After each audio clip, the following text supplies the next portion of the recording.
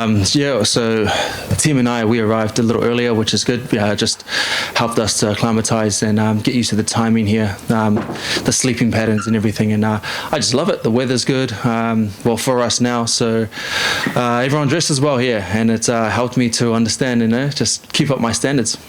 How long does it take to acclimatise, given just the sheer scale of the commute that you needed to make for this one? For this one, about 4 or 5 days.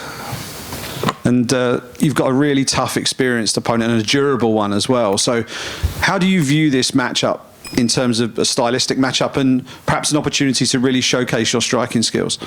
Yeah, Jan is a very well-established and experienced fighter. So, we've got to make sure we go in there and get the job done. That's all that matters.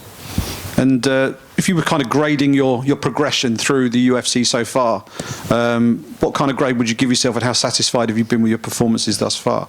Well, when you look at it, you've got someone who's on a 7-fight win streak, the most in the light heavyweight division so far. So very exciting, and I think everyone would be merited for a title shot after this. Against Jan, you're facing a guy who Alex Pereira couldn't finish, and Magomed Ankalaev, who's the current divisional champion, couldn't finish. What is it about your skill set that you think can get the job done where those two guys weren't able to? We'll just have to see on Saturday night, but I come with a different approach. Great stuff. Thanks very much. Thank you. Carlos over here. This side, yeah. And Jan, you're also facing an opponent who has fought a teammate of yours, Adesanya. Did you guys talk about the fight, and did you watch his fight with Jan, even though it's been a while?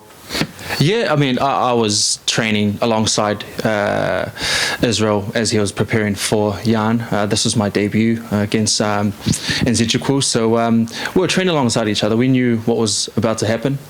So I think the advantage that we have now is not so much. It's just more so the fact that the coaches have done their extensive study in the past. So we're a step ahead in terms of just had done our study. People talk a lot about Jan's age. Do you think that affects anything in the fight? Age is just a number. That's true. One last question for me. The current champ, Magomed Ankalaev, and I heard the rematch is almost signed against Pereira. Do you think you're the definite #1 contender if you win this fight? Yes, a fight. Well, notable win over Jan Marshe BŁACHOWICZ would definitely merit a title shot after that, so for sure. And where do you see the holes in Jan's game for you? It'll present itself. Okay, good luck this Saturday. Thank you. Over here, Carlos, Absalon for Absalon MMA. You said that you're going to watch out for the holes, but people see you as more of a striker, Jan Blachowicz more of a well-rounded fighter. Do you think that you're going to have opportunities in all around the game, or are you just focusing on striking? We will have to see. It is a secret until it's not a secret. It's going to happen, but I have full faith that I'm going to get the win.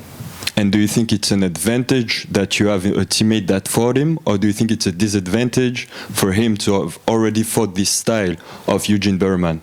Not so much an advantage, but every fight is different. I know BŁACHOWICZ has seen this fight differently, and he's going to approach it that way. He's smart. He's a chess player, and that's the way I'm going to view it. He's the first former champion that you face in the UFC. How much of an honor is that for you? Very much so, and a win over Jan would definitely merit it. If you don't get the title shot, who is the opponent that you would most like to fight against, since you had an upcoming fight against Jamal Hill? Is it the one that you would want to face if you don't get a title shot after? There's a title shot there, brother. There's a title shot. That's what you want to get. Thank you. Good luck. Thank you. Carlos, over here. How much did you value the experience you got in a technical fight against Volkan Oezdemir, a former title challenger? Yeah, a lot, man. I mean, I took a lot from that fight. I mean, obviously, I wanted to get the knockout, as I usually do, but you live and you learn. I took 3 rounds with someone who was supposed to have been a great striker and on a great roll. So for me to do that to someone like Volkan was a well defeat in itself. And if you are to win, there's been a trend of fighters weighing in as a backup to then earn their title shot. Do you feel that with the rematch between Pereira and Ankalaev, do you want to weigh in as a backup to potentially earn your spot more than just this fight? Yep, that could happen too.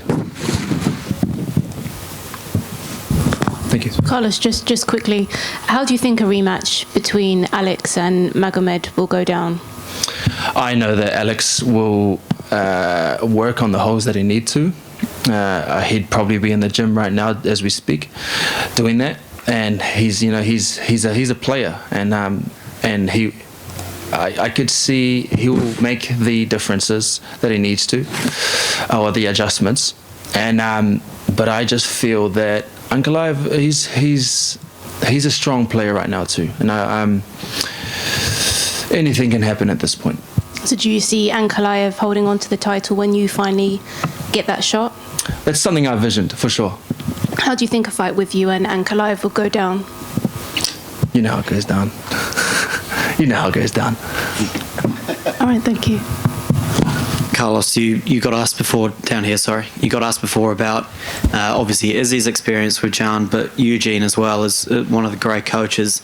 Have you kind of seen another level of his coaching, given how much knowledge he'll have of your opponent and just the kind of level of detail he goes into with that? Yeah, Eugene, Twist, and Andre, they all do their study. So I trust in my corner, and whenever I step in that octagon, I put all my trust in them. I let them be my eyes when I'm in that octagon, and I just do my work. And the amount of travel you've had to do, those guys have coached all around the world. How much have they been a benefit to you as well? A massive benefit. I mean, we're a big team. There's a lot of us here now too, and I'm grateful that my team has, extended team has been able to travel with me so far, and so it's great that I feel at home so far away from home. Thank you. Carlos, some fighters don't like their opponents, to have a bad blood with them.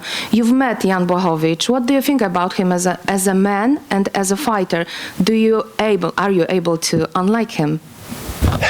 Yeah, whenever I step in that ring, nothing gets in that way. So, but before and after, I've always viewed and I've always followed Jan. I respect him as a man. And the way I put it is, I've got 2 sons, and like if I feel that my sons could look up to someone like him, then that'll be good. I view that way. He is he can inspire kids and people around the world, and I like that. Okay. Last one from me. What do you think about the current situation of Israel Adesanya? Do you believe that he can be again a champion in UFC? Once a champion, always a champion. Thank you.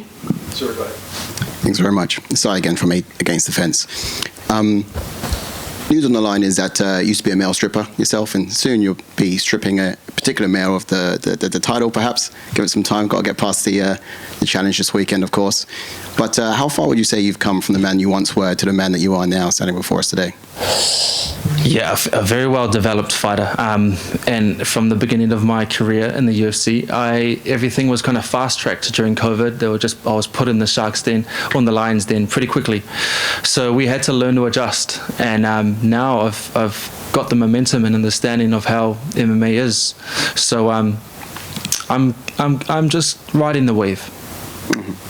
And I wasn't stripping. It was more so hosting parties and just enticing women to come into clubs and stuff like that. So yeah, just put it out there. Of course. Just one more question for me real quick is, should you get there, who would you rather stylistically be matched up against, Pereira or Ankalaev? Pereira's obviously a very dominant fighter and a champion as he's been, and that would be a massive fight. I've always said that a fight between myself and Pereira would be massive. Just 2 warriors, cultured warriors, to go up against each other.